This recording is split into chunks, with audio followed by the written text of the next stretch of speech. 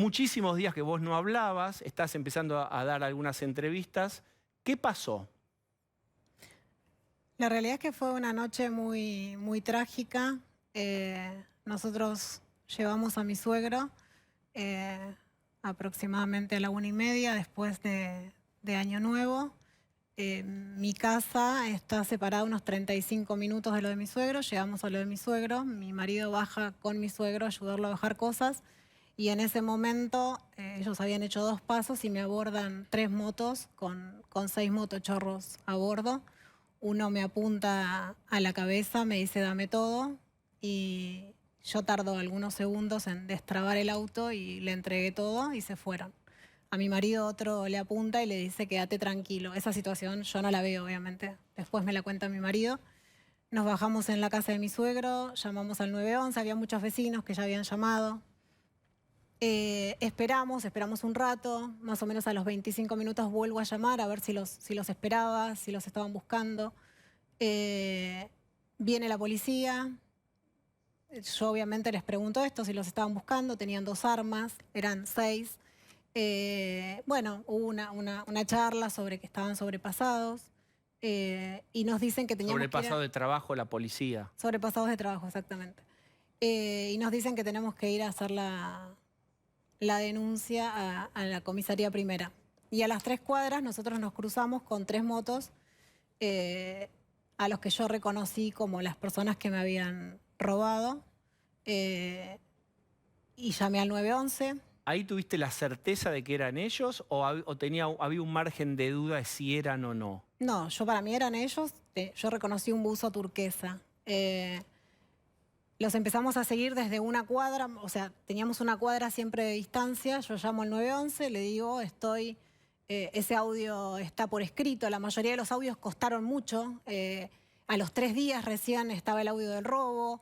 Este audio está por escrito, pero el audio es las comunicaciones telefónicas. Al 911, claro. Quería detenerme en eso que decías, Carolina. ¿Por qué decís costaron mucho los audios? Da la sensación que estás planteando como que no se dieron a conocer de inmediato. No se dieron a conocer. 72 horas en las redes, en los medios, muchísimas personas y fogoneado desde la política también diciendo que yo había inventado el asalto, no existía, parecía que no existía el asalto. Recién a las 72 horas aparece el audio con mi denuncia. Más allá de que había muchísimas denuncias porque eran muchos los vecinos que llamaron, mi hermano también llamó porque yo lo llamé, le dije que no venían. Bien, digamos, vamos a dividir toda esta secuencia tan problemática en trayectos. El tramo 1 es, ustedes son asaltados, llaman, hacen la denuncia, aparecen los audios. Tramo 2, ustedes van en el auto a hacer la denuncia y vos localizás a 3 motos. A las 3 cuadras... Sí. Yo veo a las 3 personas que para mí eran quienes me habían robado. Llamo al 911, les digo, estoy atrás de las personas que me robaron, tienen 2 armas, eso está por escrito en el expediente. ¿Vos viste las armas de ellos? Yo vi el arma que me apuntaron y mi marido le apuntaron con otra que yo no vi. Era un revólver y una pistola. Yo no la cerré, no sé, el mío era un revólver, después entendí esa diferencia, no conozco de armas. Siempre el seguimiento fue a 2 cuadras y obviamente esperando yo, lo que yo digo es que siempre esperé un operativo, no un gran operativo, sí esperé 2 móviles policiales. O sea, para mí iban a aparecer 2 móviles después de que yo haya llamado al 911 diciendo... ¿A cuánto, digamos, uno no es detective ni no es nada, pero ya que estamos charlando con vos y tenemos la oportunidad... Vos ibas atrás con tu marido en el auto y ¿a cuánta distancia estaban estas motos? A 1 cuadra y en un momento fueron 2 cuadras. Los perdimos porque ellos iban más rápido. Entonces ellos doblan. ¿Qué querían? Iban siguiendo para que la policía los pudiera identificar. Para que la policía... O sea, creo que lo que nosotros... lo que nosotros queríamos... Yo he llamado 4 veces más al 911 o más en estos 10 años. Cuando veo una situación sospechosa, llamo al 911 porque yo pasé por ahí. Entonces digo, si yo me levanto al otro día y digo, estas personas... han asesinado a alguien y yo miré para otro lado, realmente me sentiría muy mal.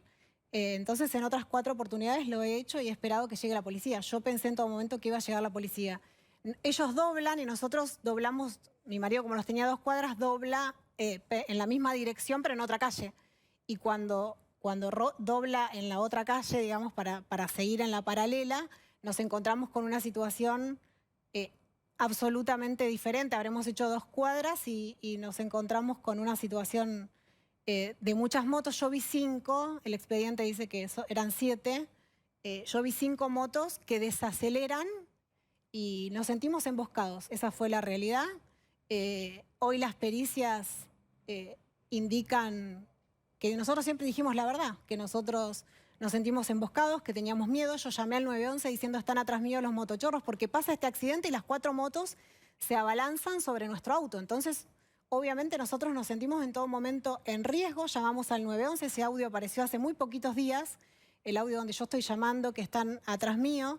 Y lo que nosotros queríamos era encontrar un control policial, que finalmente lo encontramos nosotros, ¿no? Y yo ahora escucho el audio y me pregunto sobre los protocolos, ¿no? Del 911. O sea, yo estando en riesgo, el protocolo funciona con un botón que uno puede llamar al supervisor.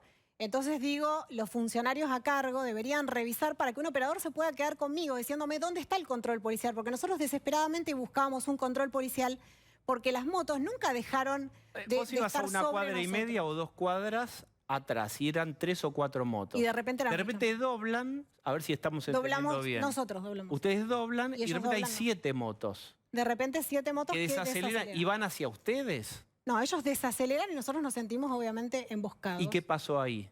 Nosotros obviamente buscamos salir de esa situación. ¿Ustedes sentían que les estaban cerrando el Que camino? nos estaban cerrando el camino en una calle muy angosta, muy oscura y mi marido obviamente tendió a salir de esa situación y yo también me sentía en riesgo. Carolina, la fiscal María Eugenia Di Lorenzo, que es la que hoy le pidió la preventiva a tu marido, Sí. dice que Juan Ignacio, tu marido, tenía otras opciones más que atropellar, que podría haber eludido las motos por algún otro costado, que el ancho de la calzada da para eso. Esto es lo que dice la fiscal. Yo te lo pregunto, ¿tenían otra opción más que atropellar?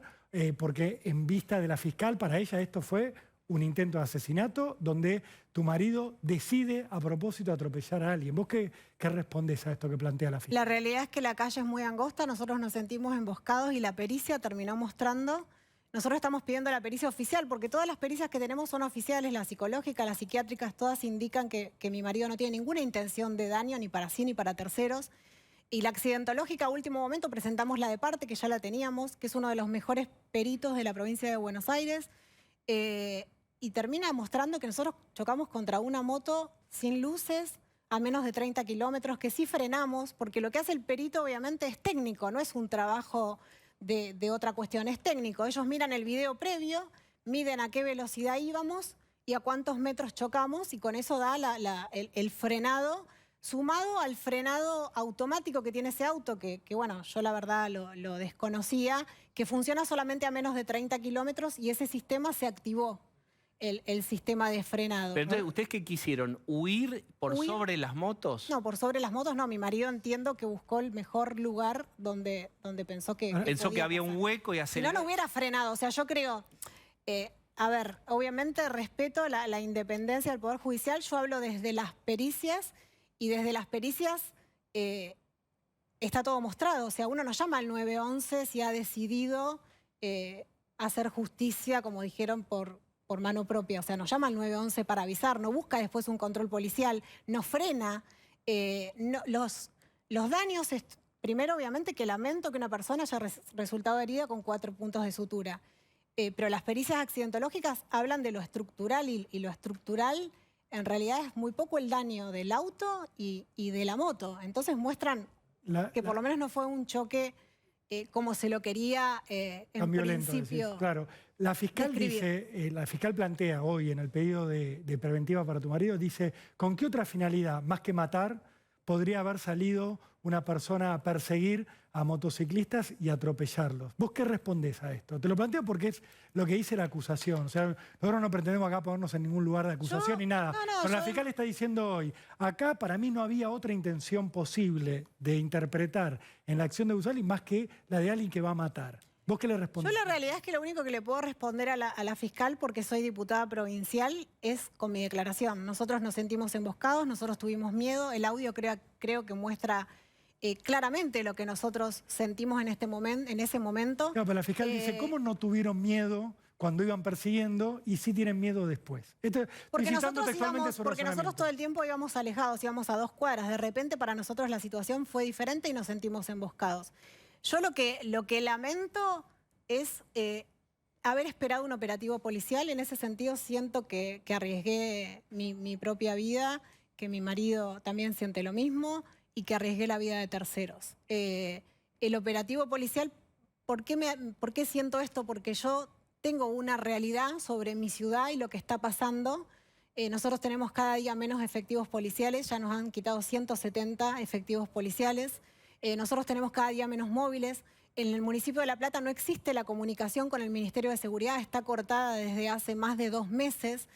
Entonces yo, sabiendo esta realidad, esperar 2 móviles tal vez fue creo que mi mayor error, ¿no? En un municipio que no se está trabajando con quien es responsable de la seguridad de la provincia. Una persona que vi que se dedicó muchísimos días a hablar sobre mí y no dedicó ni un pésame a Sergio, que murió en el auto y que en su último respiro lo que hizo fue salvar a su familia. Una persona que dice que yo estoy atrincherada, que hizo política barata con este caso y no nos está explicando qué está pasando en La Plata, porque hace muy poco, en septiembre, el presidente quitó 13.000 millones a la capital federal y quedó en el imaginario de los argentinos y sobre todo en el de los bonaerenses que eso iba destinado a la seguridad. Bueno, a La Plata le correspondían 400 millones. Nunca llegaron esos 400 millones. Carolina, indudablemente lo que te pasó a vos con la pérdida de tu hijo, cuando lo mataron, esa salidera terrible y todo lo que pasó, y como yo recuerdo que vos contabas que por Facebook uno de los que había participado en ese asesinato, porque fue un asesinato, te amenazaba por Facebook. Eso fue terrible, que debe estar desinvertida en materia de seguridad. No hay duda la provincia. Hay un elemento más en línea con lo que planteaba Rolo, que no es... Pues, yo quiero aclarar que esto es de alta complejidad, esta charla que estamos teniendo con vos, porque digamos, nosotros no somos los jueces, estamos preguntando para saber y estamos como en un caminito muy finito, pero uno de los elementos que suma a lo de Rolo es... Esto dicen que la moto quedó abajo del auto y fue arrastrada, no sé, 3 cuadras. ¿Qué pasó ahí?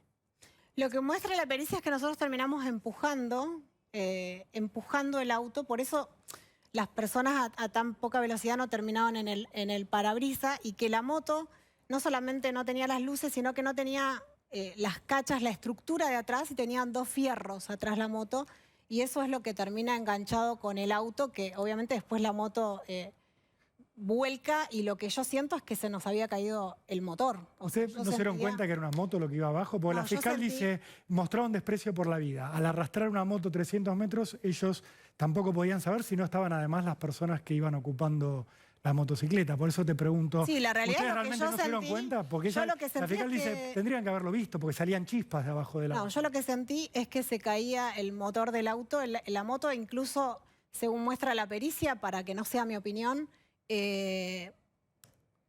quedó casi como en el aire, porque no tiene casi, tiene muy poco, tiene una parte sola rayada, o sea, la moto casi no tiene daño.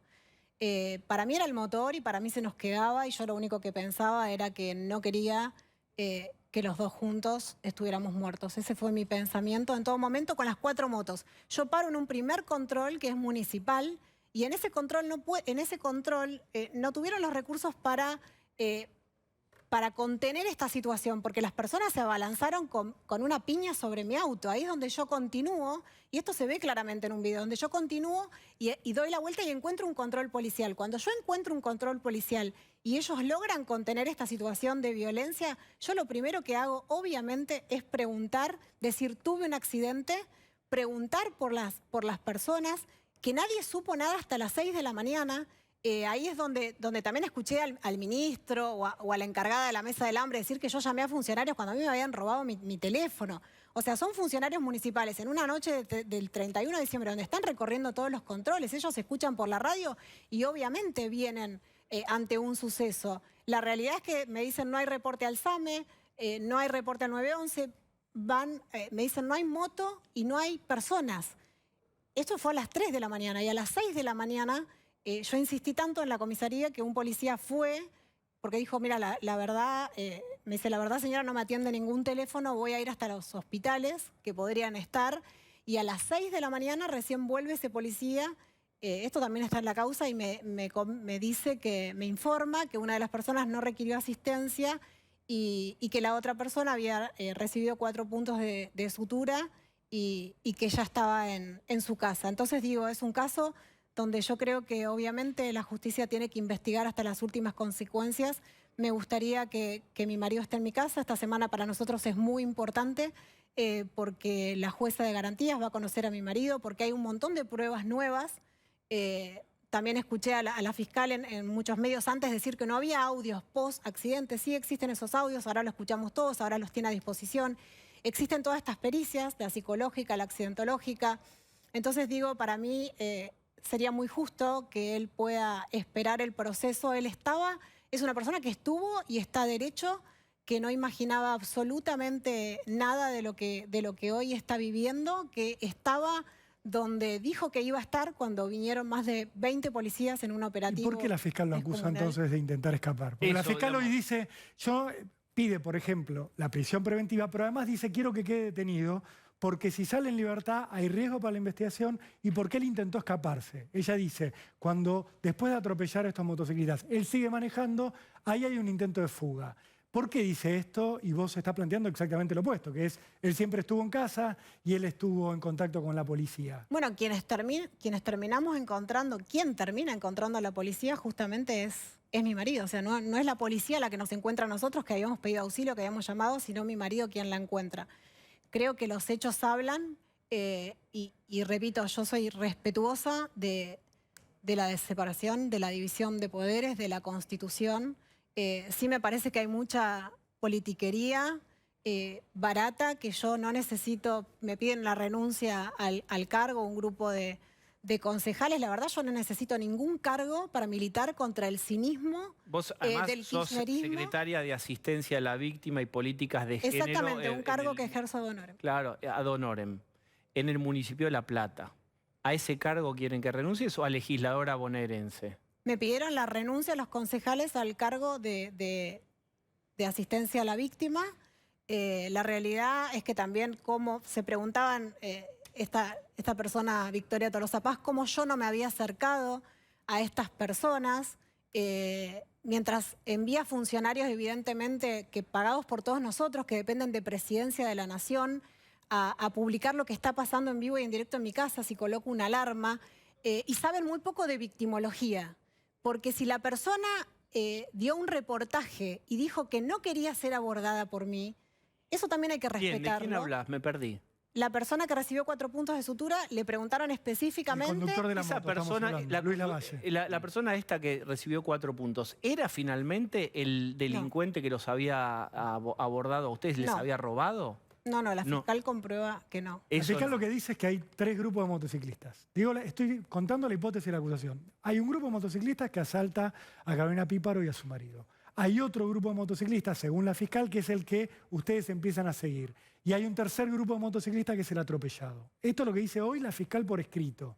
La cuestión que plantea la fiscal es ¿por qué toman la decisión de seguirlos más allá del tema de tratar de denunciarlos? ¿Por qué salen en esta búsqueda? ¿Vos no te arrepentís hoy, hasta ahora, con un mes del papá de tus hijos preso, de haber salido detrás de alguien a quien creías motochorro, pero de haber salido a perseguir?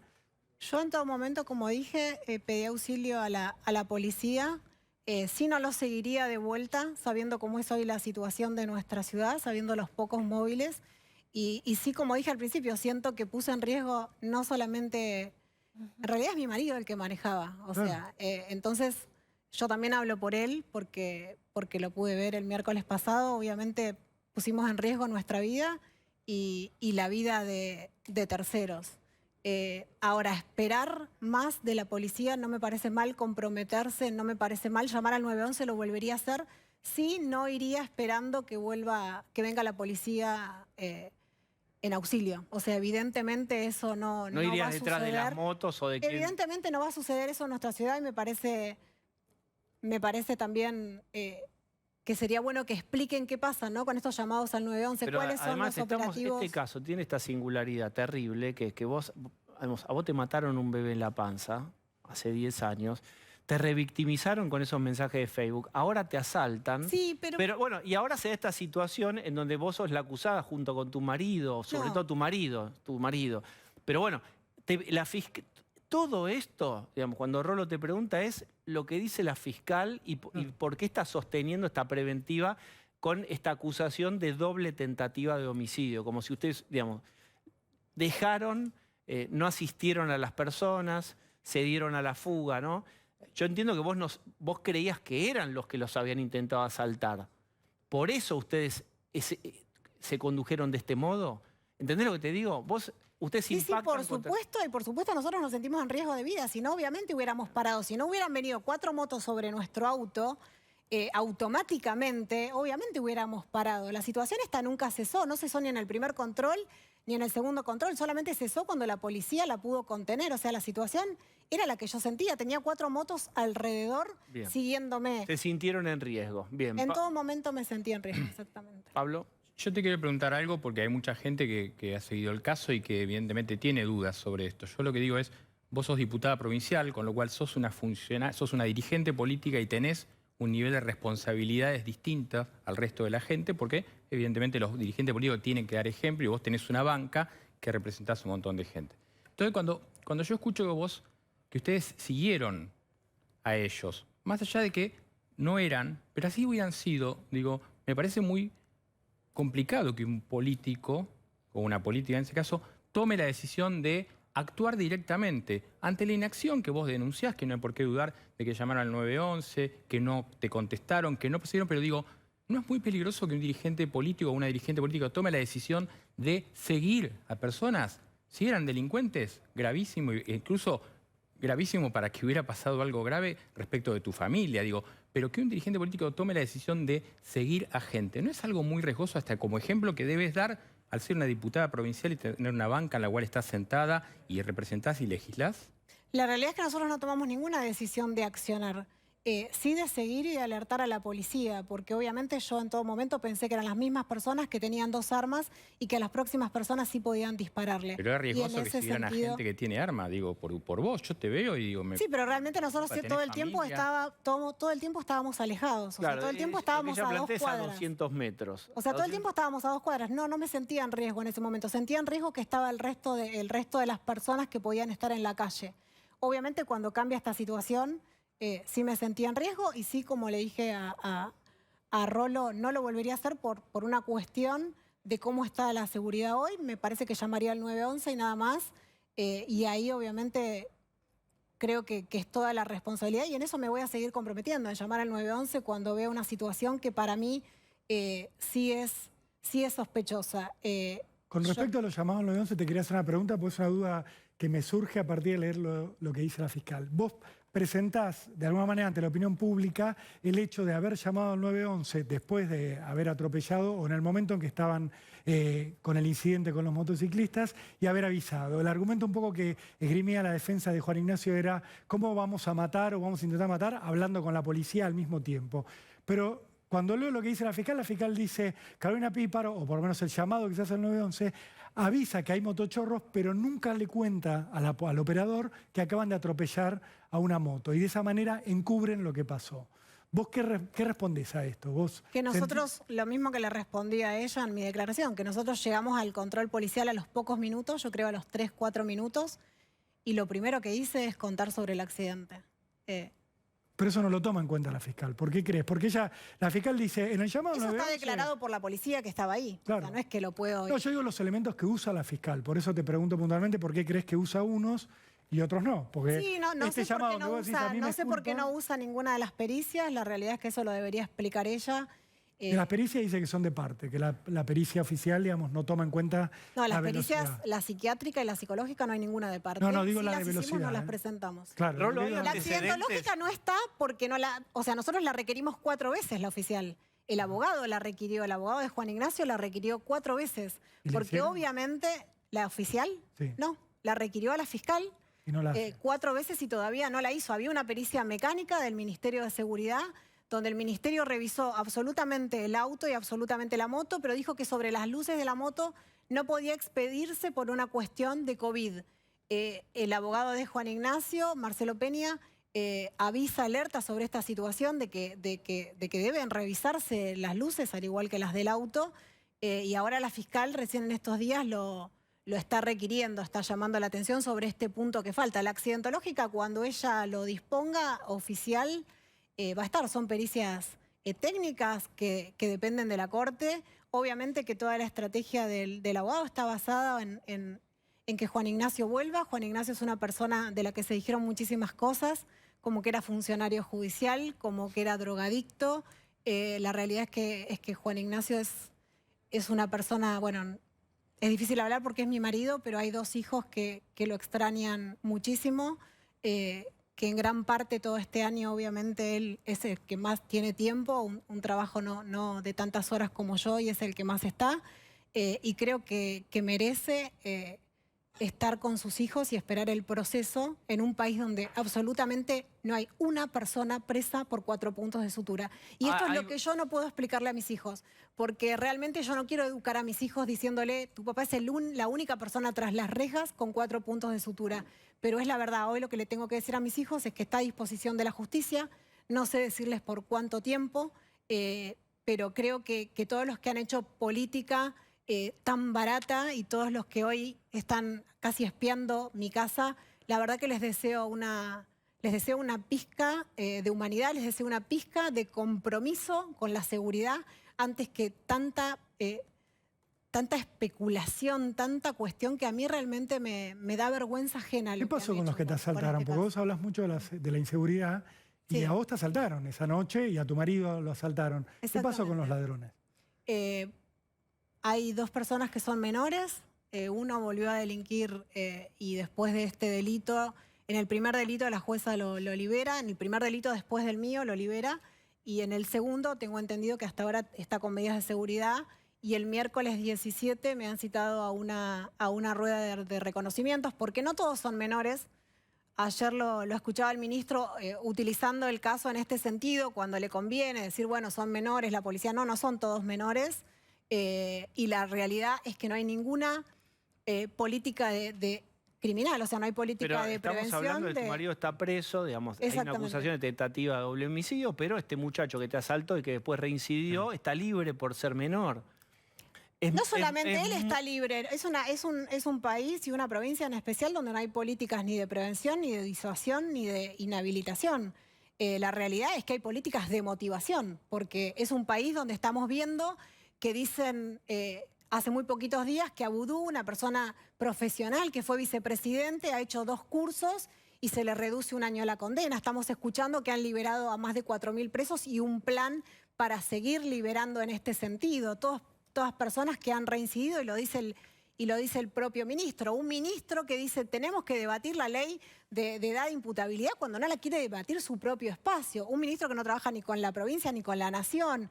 Una funcionaria a cargo de la mesa del hambre. ¿Crees que tu marido está preso porque sos vos sos la esposa y vos tenés una pertenencia política y tal vez una aspiración política que no es del frente de todo? ¿Hay algún combate político? ¿Vos crees que está influyendo para que esté preso tu marido, o es a proceso y es técnico el tema? La verdad es que sobre mi aspiración, como dije al principio, yo no necesito ni necesité un cargo. Yo empecé a militar contra este cinismo que hoy nos gobierna desde mucho antes. La realidad es que en nuestro país, según la Agencia Nacional Vial, hay 15 muertos por día en siniestros viales. Según las ONG, más de 20.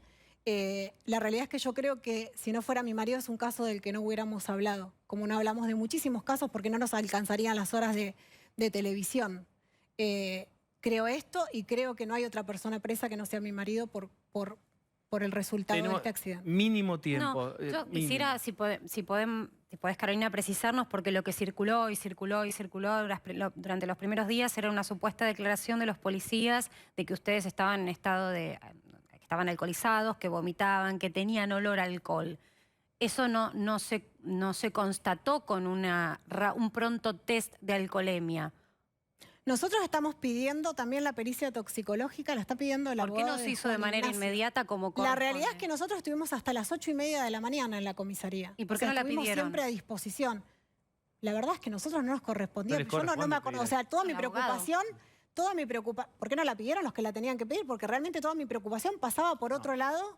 La realidad yo no... Pero ustedes no habían tomado alcohol. Yo no tomo y mi marido desde las 7 de la tarde sabía que iba a tener que manejar, más allá de que intentamos conseguir un taxi porque no nos gusta salir de noche, lo intentamos, pero mi marido, aparte lo único que toma es es cerveza, o sea que brindis no brinda con otra cosa y él sabía que tenía que conducir. Y en este sentido también estamos esperando a la toxicológica, que tampoco la entregan, tampoco la dan a conocer. Entonces digo, todo lo oficial lo hemos pedido nosotros. Y después, realmente el test depende de la policía. O sea, yo escuché al ministro decir que tenía que hacerlo la municipalidad. Eso depende de la policía. Yo lamento que en ese momento también se le toma a las víctimas. Entonces lamento que en ese momento yo entiendo también a la policía. O sea, fue un caso tal vez resonante, fuéramos muchas personas, también estaban las personas que declararon, las personas que nos siguieron. La policía estaba muy preocupada también porque yo estaba muy preocupada para ir a hospitales, para llamar a hospitales porque no aparecía nadie. Entonces, que hubo un accidente se terminó obviamente comprobando muchísimo más tarde porque yo era la única que decía que tuve un accidente y mi marido. Bien, Osvaldo, y vamos cerrando. Sí, muy cortito. 2 veces dijo usted que la estaban espiando. ¿Por qué dijo eso? Porque realmente, o sea, saben todos mis movimientos y los publican en las redes sociales. El director institucional de comunicación de políticas sociales de Presidencia de la Nación, de la Mesa del Hambre, que depende directamente de la presidenta de la Mesa del Hambre, que es Victoria Tolosa Paz. O sea, yo pongo una alarma porque me siento más segura con una alarma y a los 20 minutos que se van los técnicos, un director nacional, o sea, un funcionario nacional, está publicando en redes sociales lo que está pasando en mi casa, como si publicara que yo estoy cocinando una tarta de jamón y queso. O sea, a mí me resulta... me resulta un espionaje. ¿Cómo se llama? Se llama Daniel Santú y me lo enteré en estos días y cuando realmente vi la publicación, realmente a mí no me amedrenta, pero me parece que es un sueldo que pagamos todos, que hay mucho de lo que ocuparse, hay 4 millones nuevos de pobres, hay gente haciendo cola en las panaderías, en la roticería, para que un funcionario y una funcionaria de la Mesa del Hambre se dediquen hace más de un mes a hacer política barata con un caso que está investigando la justicia. Bien, Carolina, gracias. Es una charla que tuvimos, no exenta de complicaciones, hay muchísima carga, te han acusado de todo. Y lo que me parece que pasa es otra vez cómo las personas que quedan indefensas, vos venís de una historia traumática, además, digamos, el que manejaba es el papá, también perdió un bebé, digamos, era tu pareja entonces, ¿correcto? Sí, hace 21 Bien, años bueno. que somos pareja, Bueno, por pero eso, realmente nosotros no somos personas que pensemos en los asesinos. Incluso por la ley de víctimas a nosotros nos consultaron si el jefe de la banda, si estábamos de acuerdo con que tenga domiciliaria, nosotros estuvimos de acuerdo. Y si no fuera por esta amenaza de Facebook que sucedió en abril, realmente no nos acordamos. El que está presente en nuestra vida es nuestro hijo, no los asesinos de nuestro hijo. Nosotros hemos formado una familia, tenemos 2 hijos muy felices y creo que eso habla muchísimo tanto de Juan Ignacio como papá, de mí como mamá. Bien, muchísimas